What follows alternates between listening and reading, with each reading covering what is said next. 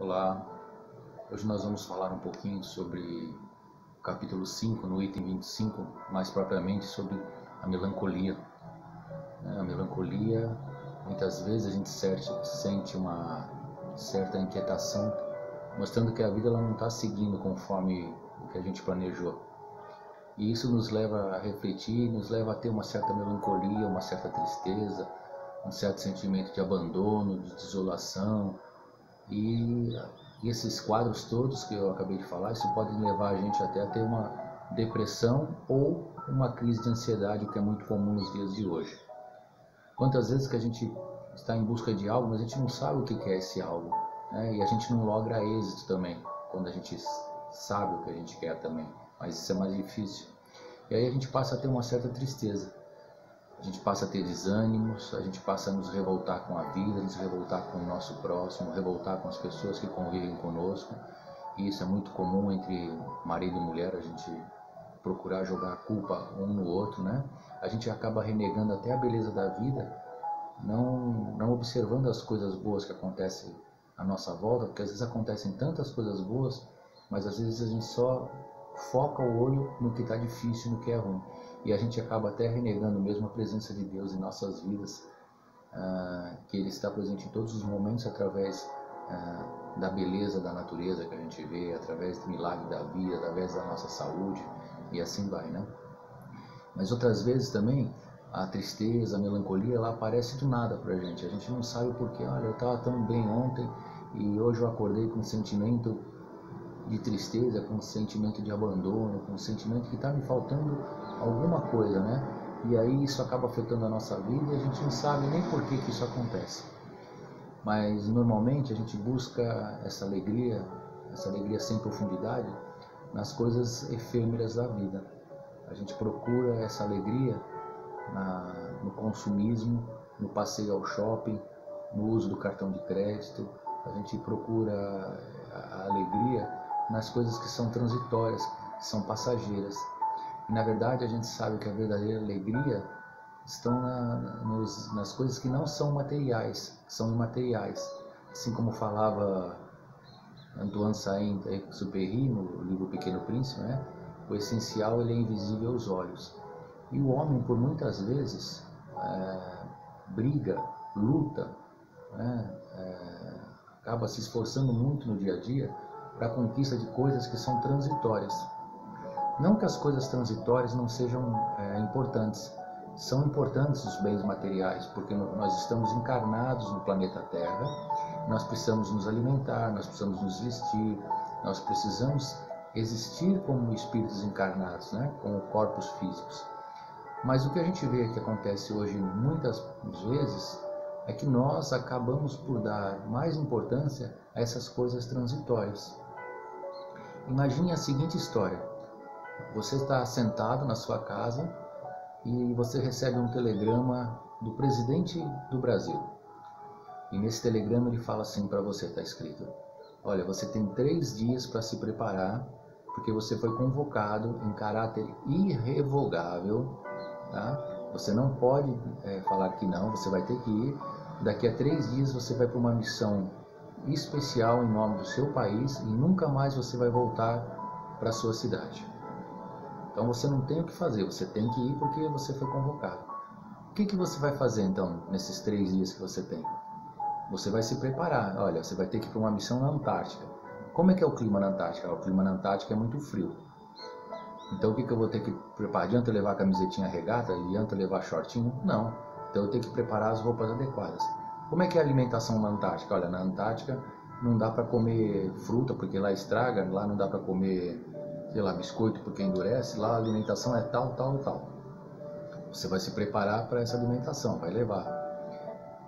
Você vai mudar para lá, você vai morar num lugar apertadinho, sei lá, num laboratório, então você não pode levar daqui, não vai conseguir levar o seu carro, você não vai conseguir levar a sua cama king size, você não vai conseguir levar a sua motocicleta e assim por diante, porque você vai mudar de vida e lá você não vai poder levar as coisas que está aqui. Pois bem, não é assim também com a nossa vida, quando a gente sabe que vai desencarnar? Porque qual é a única certeza que a gente tem aqui na Terra?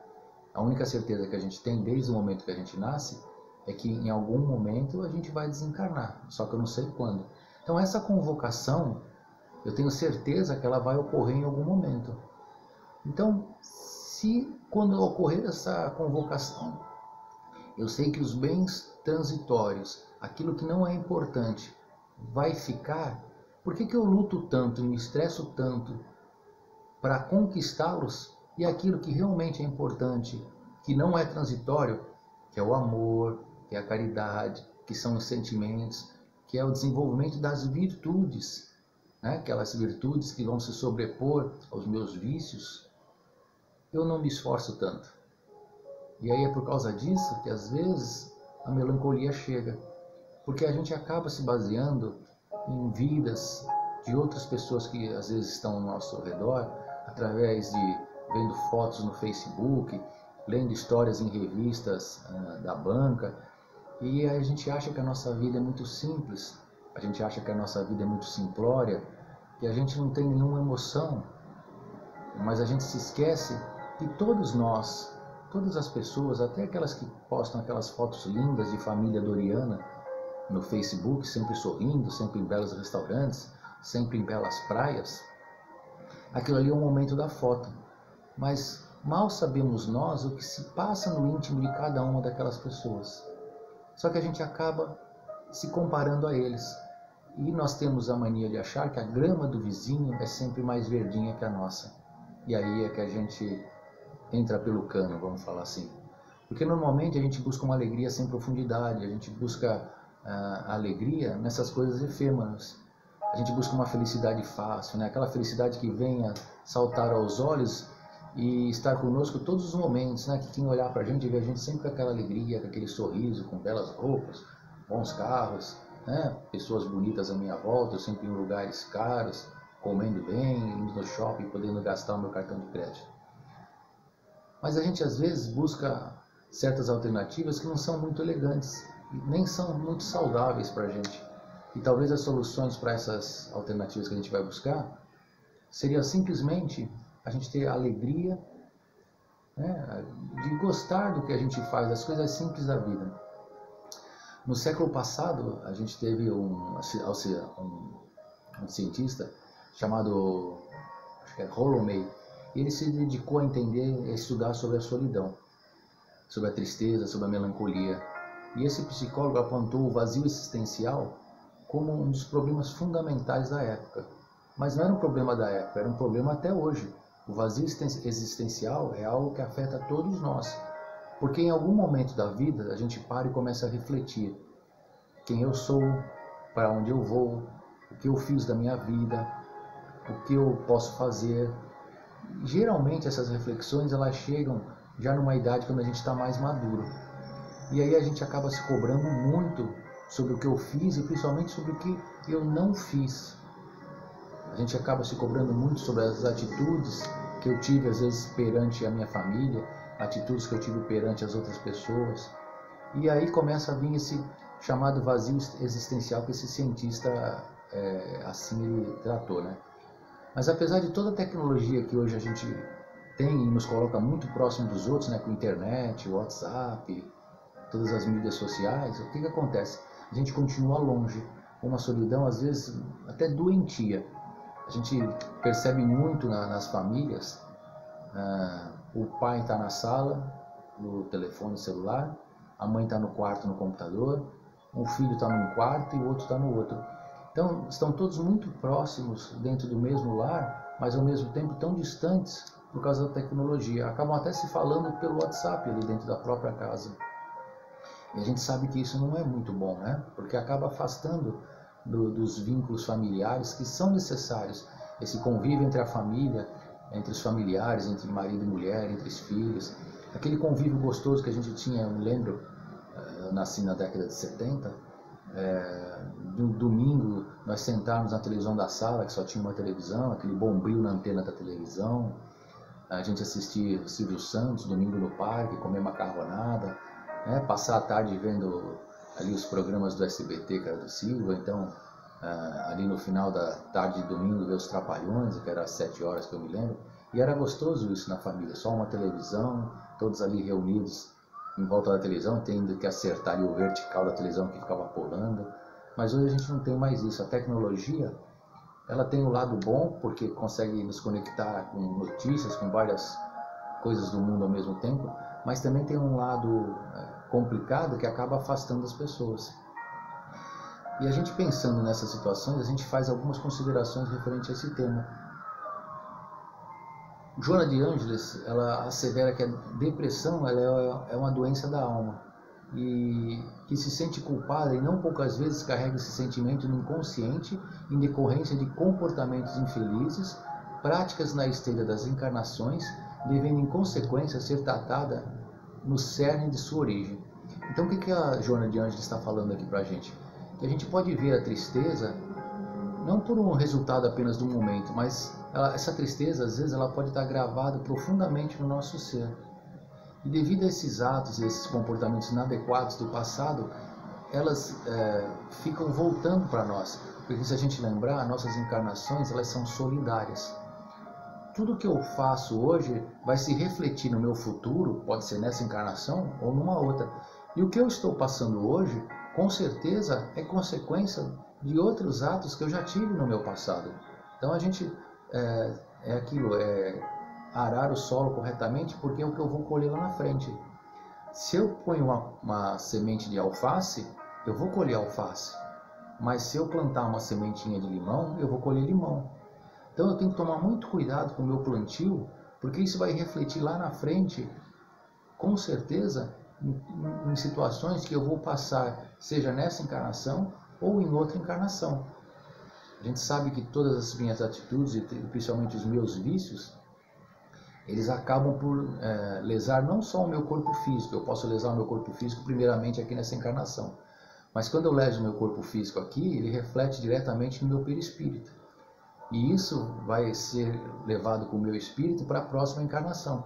Então, exemplificando um exemplo simples que todo mundo conhece, não julgando ninguém, uma pessoa que abusa muito do tabaco, do fumo, fuma por uma existência inteira, pode ser que chegue no final da vida e desenvolva ali um tumor, alguma doença no seu pulmão, na parte da boca, e aí vai ter que tratar. Só que essa doença, como ela passou um longo tempo desenvolvendo de acordo com o seu livre-arbítrio, porque ninguém pediu para que ela fumasse, essa doença ela também vai se impregnando e vai ficando registrada em seu perispírito.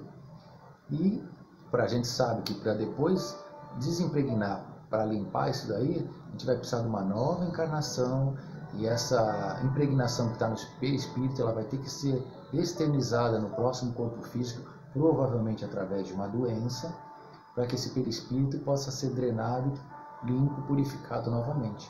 Por isso que o Dr. Décio Yandoli, nas palestras dele, ele fala: a doença, na verdade, do corpo físico é a cura do doente. Ele fala que muitos doentes, muitos pacientes dele morrem curados. Aí você vai falar: como é que um paciente morre curado?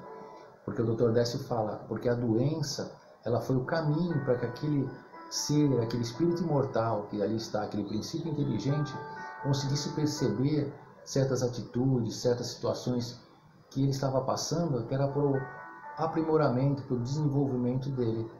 Então, quando ele fala que alguns pacientes morrem curados, é porque a doença era uma alavanca, na grande parte das vezes, da providência divina, que eles se utilizam para nos recolocar no trilho. Então, grande parte das vezes, a gente tem a oportunidade de seguir no caminho certo pelo amor. Mas são poucos de nós que seguem uma conduta reta pelo amor. A maior parte de nós, o que acontece? A maior parte de nós erra, e aí vem a dor como um mecanismo reparador para nos fazer perceber que estamos errados e nos coloca de volta no trilho. Então, a melancolia nada mais é do que um sentimento que a gente tem, que a gente está com saudade de alguma coisa, ou saudade de alguém. Então, o que a gente faz quando está com saudade de alguém? A gente ou liga, ou a gente tenta ir marcar um encontro, tenta fazer uma visita. Só que essa melancolia, às vezes, a gente não sabe o porquê, Então, quando a gente estiver nessas situações de melancolia, de dor, de tristeza, que a gente faça uma oração, que a gente vá visitar um doente, que a gente faça algum ato de caridade, que a gente tenha algum ato de ajuda para o nosso próximo. A gente tem que procurar um ambiente no qual seja possível que a gente possa ouvir palavras, instruções que ajudem a gente a enobrecer o pensamento. Aí, por exemplo, escutar uma palestra edificante no YouTube. Os centros espíritas estão começando a voltar, ir no centro espírita, trabalhar na confecção de marmitas para pessoas mais carentes, doar uma cesta básica. Então, todas as atividades onde eu possa gerar o bem para o meu próximo, na verdade, a gente sabe que a gente está gerando o bem para nós mesmos. Já fala Emmanuel que toda a luz que eu acendo em benefício do meu próximo é luz que eu acendo no meu próprio caminho. Então, que esse sentimento de melancolia, quando chegar até nós, ou chegar a alguém próximo, que a gente saiba compreender que esse sentimento é algo passageiro, e que a gente saiba preencher esse tempo que eu estou tendo, vamos falar assim, para sentir essa melancolia, com algo que seja útil e proveitoso para a minha evolução, para que quando eu seja convocado, não pelo presidente, mas quando eu seja convocado pela espiritualidade para nós voltarmos à nossa verdadeira pátria espiritual, que eu possa levar comigo não aquisições que não me sejam importantes, mas que eu possa levar comigo aquisições de virtudes, de amor, de carinho, de caridade, né? De situações que eu vivenciei e que me fizeram bem, mas principalmente que eu pude proporcionar o bem aos que estão à minha volta. Eu acho que esse é o caminho para que nós consigamos, quando tivermos sentido esse sentimento de melancolia, de tristeza, a gente possa tentar sair desse daí e mudar a nossa sintonia. Agradeço a todos pela oportunidade e fiquem com Deus. Que assim seja.